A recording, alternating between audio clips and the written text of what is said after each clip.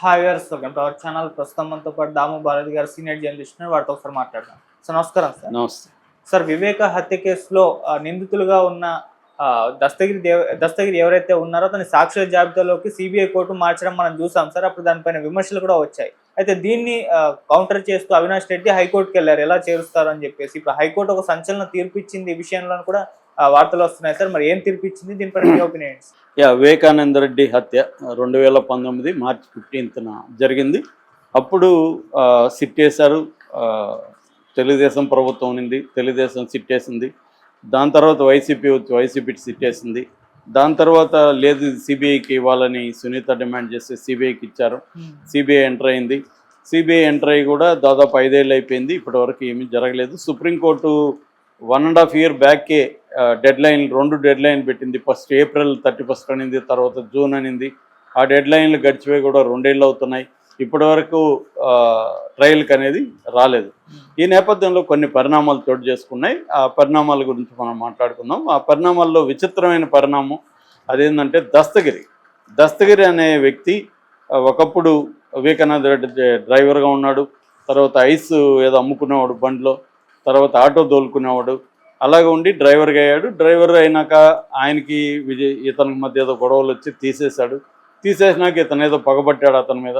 ఈ లోపల దాంట్లో ఎర్రగంగిరెడ్డి, మిగతా వాళ్ళకు కూడా సునీల్ కుమార్ యాదవ్, ఉమాశంకర్ రెడ్డి, ఇలాంటి వాళ్ళకు కూడా ఆయనతో ప్రాబ్లమ్స్ ఉన్నాయి. వీళ్ళందరూ ఒకటయ్యి ఆయన్ని చంపాలని నిర్ణయించుకున్నారు. ఈ అబ్బాయి కదిరికెళ్ళి గొడ్డలు తీసుకొచ్చాడు, ప్లాన్ వేసుకున్నారు, మందు తాగారు ధైర్యం కోసం. ఆ రోజు అటాక్ చేశారు. ఇవన్నీ కూడా దస్తగిరి ఓపెన్గా చెప్పినవి, అట్లాగే సిబిఐ దీంట్లో ఉన్నవి. సో దస్తగిరి ఆయన్ని ముందుగా చేతి మీద నరికాడు, మిగతా వాళ్ళు సునీల్ యాదవ్ గుండెల మీద కూర్చున్నాడు. ఇలాగ ఆయన ఒక స్టోరీ దస్తగిరి చెప్పాడు.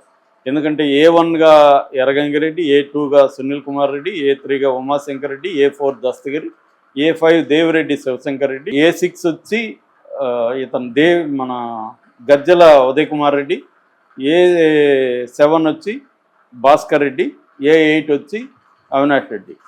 సో వీళ్ళల్లో ఫస్ట్ చంపిన స్పాట్లో ఉన్నది ఎవరెవరు అంటే A1 Erra Gangi Reddy, A2 Sunil Kumar Reddy, A3 Umashankar Reddy, A4 Dastagiri. ఈ 4 స్పాట్లో ఉన్నారు. వీళ్ళని ప్రేరేపించిన దేవిరెడ్డి శివశంకర్ రెడ్డి అని, వాళ్ళ వెనకున్నది గజ్జల ఉదయ్ కుమార్ రెడ్డి, భాస్కర్ రెడ్డి, అవినాష్ రెడ్డి అనేది సిబిఐ ఛార్జ్షీట్లో ఉన్న అంశాలు. ఇక్కడ దస్తగిరి ఏమయ్యాడంటే అప్రూవర్గా మారి మిగతా వాళ్ళ పేర్లు చెప్పాడు. ఇప్పుడు ఇంకా ఏవో చెప్తూనే ఉన్నాడు. మొన్న కూడా జగనే దీన్ని చేయించాడు, అవన్నీ చెప్తున్నాడు. సో అవన్నీ ఇప్పుడు కోర్టులో చెల్లవు, ఎందుకంటే ఆల్రెడీ ఛార్జ్షీట్లన్నీ వేసేసారు. ఇప్పుడు ఏమైందంటే గతంలో దస్తగిరిని సాక్ష్యంగా మార్చేశారు.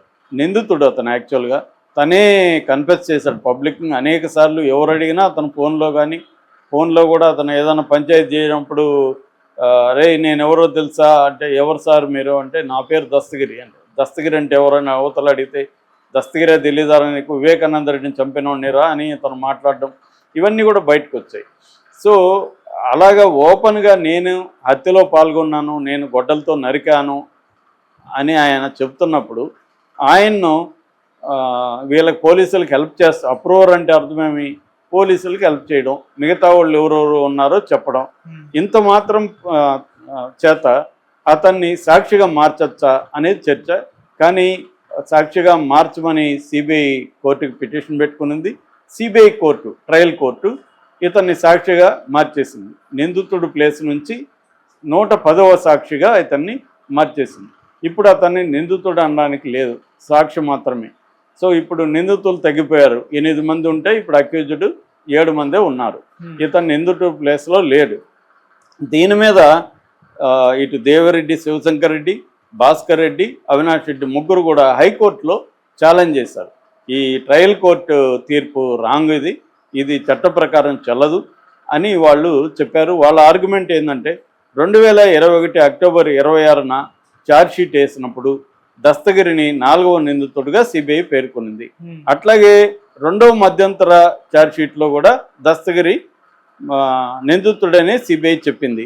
అట్లాగే 2022 ఫిబ్రవరి 21న సెక్షన్ 306(4)A ప్రకారం దస్తగిరి దగ్గర స్టేట్మెంట్ తీసుకున్నప్పుడు కూడా ఛార్జ్షీట్లో దస్తగిరి పేరు నిందితుడి కిందనే ఉంది. ఒకసారి నిందితుడిగా కాగ్నిజెన్స్లోకి కోర్టు తీసుకున్నప్పుడు ఆ కోర్టు మళ్ళీ అతన్ని నిందితుడు కాదు సాక్షి అని చెప్పే అధికారం కోర్టుకి లేదు. ఇది క్రిమినల్ ప్రొసీజర్ కోడ్లో ఎక్కడా కూడా పర్మిషన్ లేదు. ఇలాగా ఒకసారి నిందితుడిగా ఛార్జ్షీట్లో వచ్చేసి అనుబంధ ఛార్జ్షీట్లో కూడా నిందితుడిగా కోర్టు కాగ్నిజెన్స్లోకి తీసుకున్న తర్వాత సేమ్ కోర్టు ఆ నిందితుడిని విట్నెస్గా మార్చే అధికారం ఆ కోర్టుకి లేదు అనేది వీళ్ళు అక్కడ మాట్లాడారు. ఇప్పుడు జస్టిస్ కె లక్ష్మణ్ దృష్టికి ఇది వెళ్ళింది. ఆయన సిబిఐ తరపున స్పెషల్ పబ్లిక్ ప్రాసిక్యూటర్ శ్రీనివాస్ కపాడియాని అడిగాడు, ఏంటి మరి దీనికి మీరేం సమాధానం చెప్తారు అని. ఆయన మాకు టైం కావాలి కౌంటర్కి అన్నాడు. 27వ తేదీకి మార్చారు ఇప్పుడు కౌంటర్. అట్లాగే దీంట్లో సంచలనం ఏంటంటే జస్టిస్ లక్ష్మణ్ సిబిఐ కోర్టుని దీనికి సమాధానం చెప్పాలా, మీరు ఏ గ్రౌండ్స్ మీద అతన్ని ఒక నిందితుడి నుంచి సాక్షిగా మార్చారో మీరు మాకు చెప్పండి అని అది అడిగింది. అది సంచలనంగా చెప్పవచ్చు. నేను చాలాసార్లు వీడియోలో చెప్పాను, ఒక common sense point of view నుంచి చూసినప్పుడు, చట్టం పక్కన పెట్టు, చట్టం లోతుపాతలు నాకు తెలియదు, ఒక common sense point of view నుంచి చూసినప్పుడు నాకున్న డౌట్ ఏంటంటే, ఇప్పుడు మనం ముగ్గురున్నాం, కెమెరామెన్ నువ్వు నేను ముగ్గురు కలిసి ముందే ప్లాన్ చేసుకున్నాం, నేను మీకు ఇద్దరికి డబ్బులు ఇచ్చేసాను. నేనేం చెప్పానంటే, నేను మన ముగ్గురు కలిసి ఒకరిని హత్య చేద్దాం, హత్య చేసిన తర్వాత నేను అప్రూవర్గా మారిపోయి మీరిద్దరు చేశారని చెప్పేస్తాను, చెప్పిన తర్వాత నేను సాక్షిగా మార్చేస్తారు, మీరిద్దరు మాత్రం జైలుకి వెళ్తారు, మీకు ఇంత డబ్బులు ఇస్తాను అని మిమ్మల్ని కన్విన్స్ చేసి నేను హత్య చేయించాను. హత్య చేసినాక నేను అప్రూవర్గా మారిపోయి, సార్ వీళ్ళిద్దరే నన్ను ప్రెజర్ చేసి హత్య చేయించారు సార్, నా తప్పు లేదు, నేను ఆ రోజు తప్పు చేశాను సార్, వీళ్ళిద్దరు మాటిని డబ్బులకు మోసపోయాను సార్ అని చెప్పాను అనుకో, అప్పుడు నేను సాక్షిగా అయిపోవచ్చు కదా, నాకు ఇంకా ఇది పడదు కదా, జైలు శిక్ష పడదు. ఎందుకంటే నేను ముద్దయ్య కానప్పుడు ఇంక జైలు శిక్ష ఏముంటుంది, సాక్ష్యం మారిపోతుంది. సో ఇది ఎలా సాధ్యం?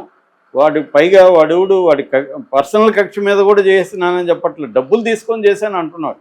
అంటే డబ్బులు తీసుకొని చేసిన ఒక కిరాయి హంతకుడు అతను ఒక కిరాయి హంతకుడిని సాక్షిగా ఎలా మారుస్తుంది ఏ కోర్టు అయినా సరే అని అందరికీ డౌట్లు వస్తాయి. ఆ డౌట్నే ఇప్పుడు హైకోర్టు కూడా ఎక్స్ప్రెస్ చేసింది.